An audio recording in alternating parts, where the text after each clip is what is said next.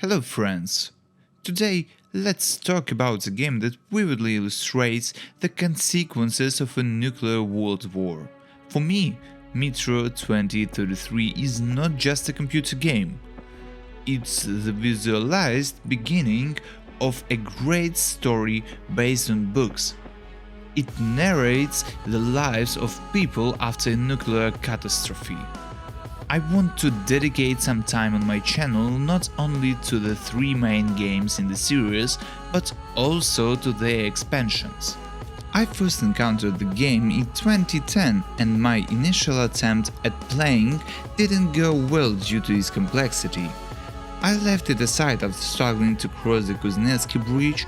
As I grew up a bit older but still remained a school kid, I saw the first trailer for Metro last night.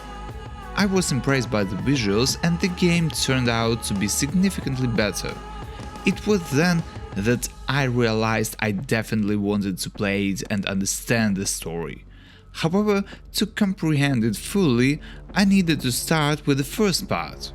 That's when I returned to it, completed it entirely and remained satisfied for years to come. Over the years, I enjoyed the game multiple times, around 5 or 6 playthroughs, considering the latest one for review videos. For this review, I chose to play the original, not the Redux version that adjusts graphics and gameplay to last light standards. I wanted to reminisce about how it all began, and now I'll share the story with you.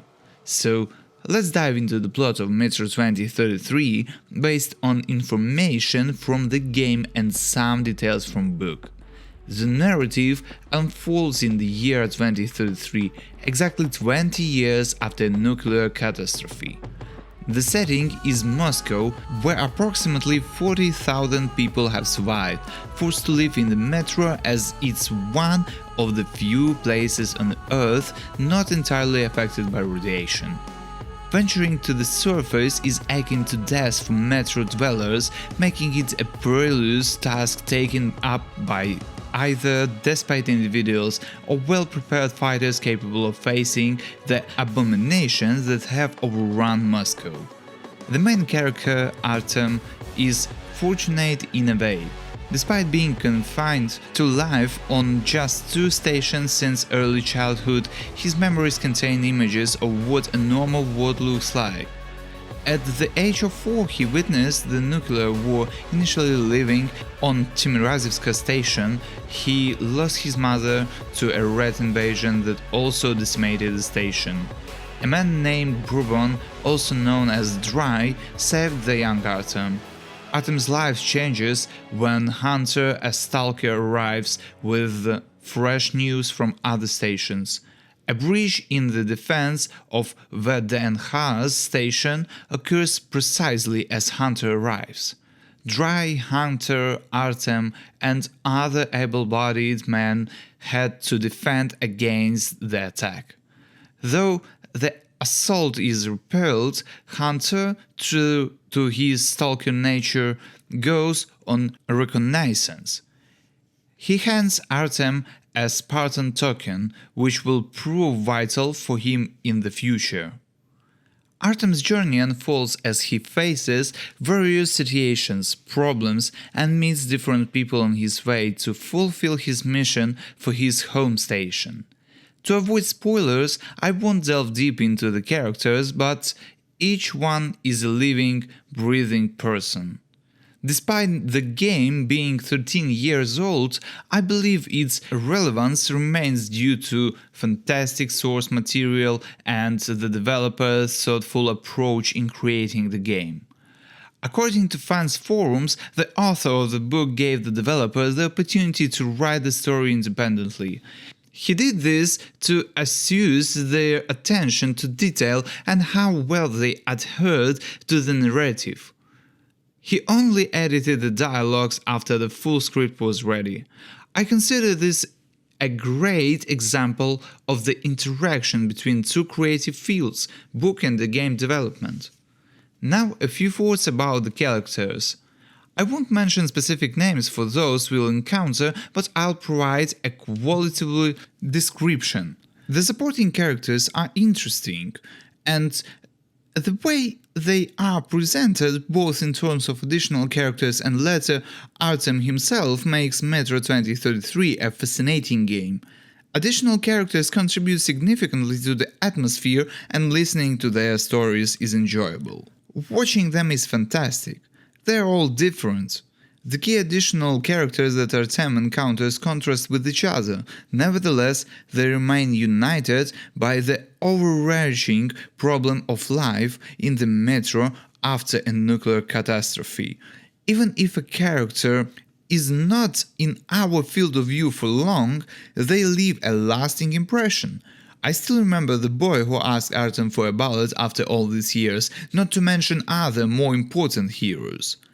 As for Artem himself, the main protagonist of not only the game but the entire Metro series, he is not just unique but uniquely so. It's an extraordinary portrayal of a character.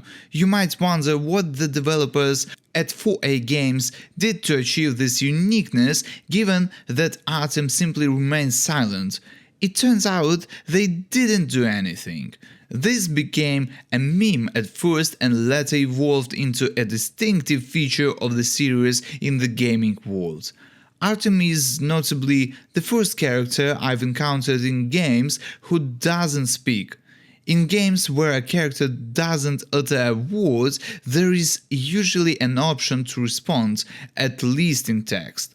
Considering how technologically advanced the Metro series became, it's safe to assume that adding response option to Artem's silent character was a conscious decision, yet it was intentionally not implemented. Diverging a bit from METRO2033 to the third part, Exodus, which is simply magnificent in terms of gameplay, graphics, story and more, the world became more extensive and intricately designed, with numerous unique mechanics.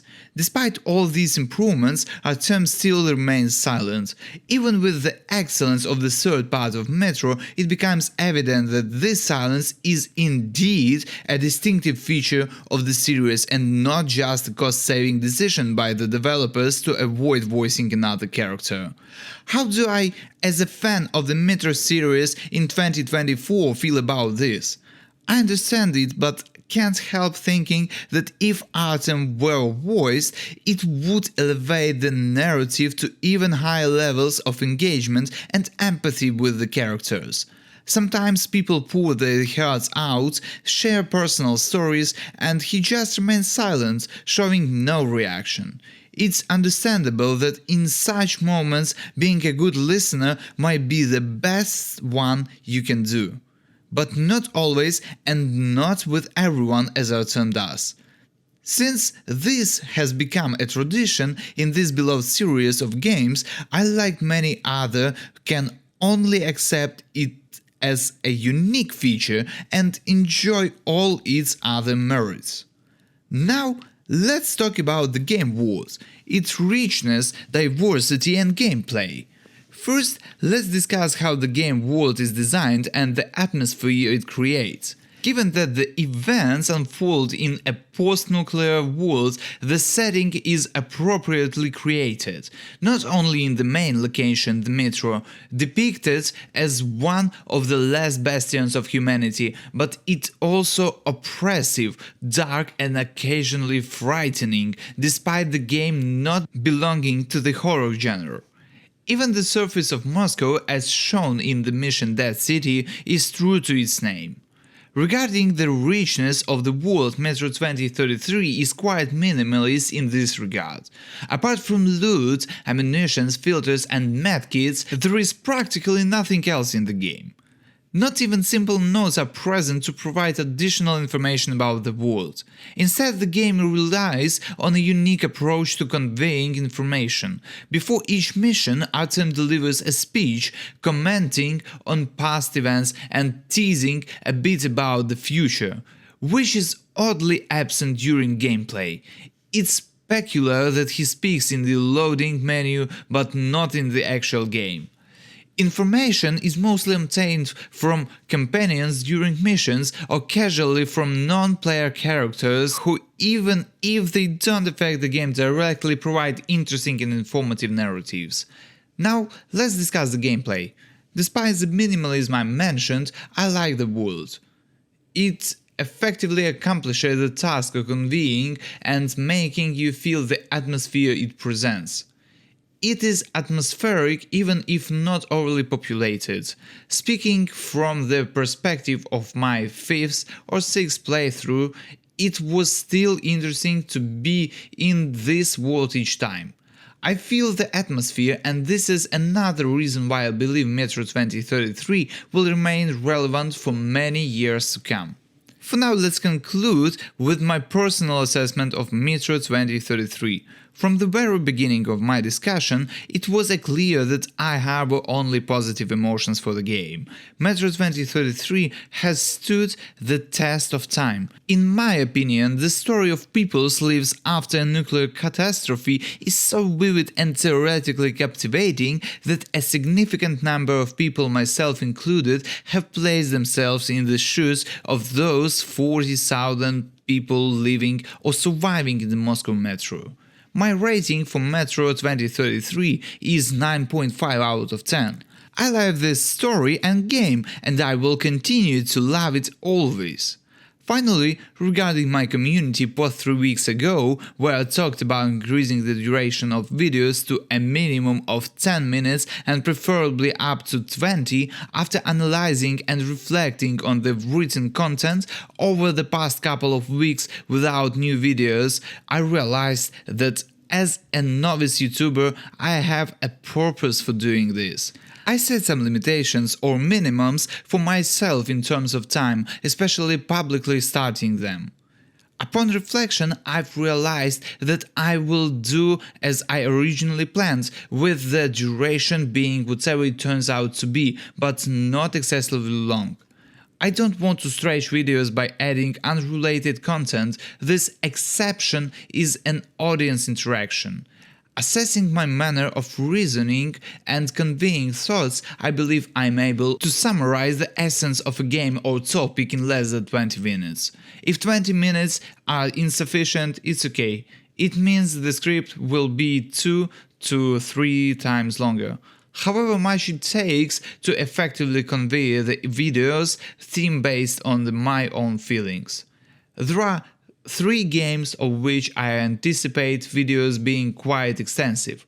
Predicting the exact duration is challenging at the moment, but very roughly. It might be not less than 30 pages of text.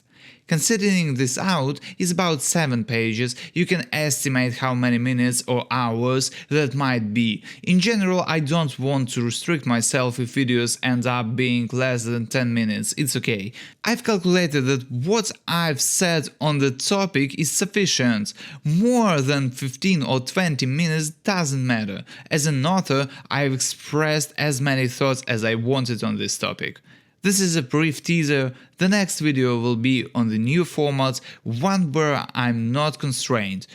It should turn out interesting, so thanks for watching and see you soon, my friends.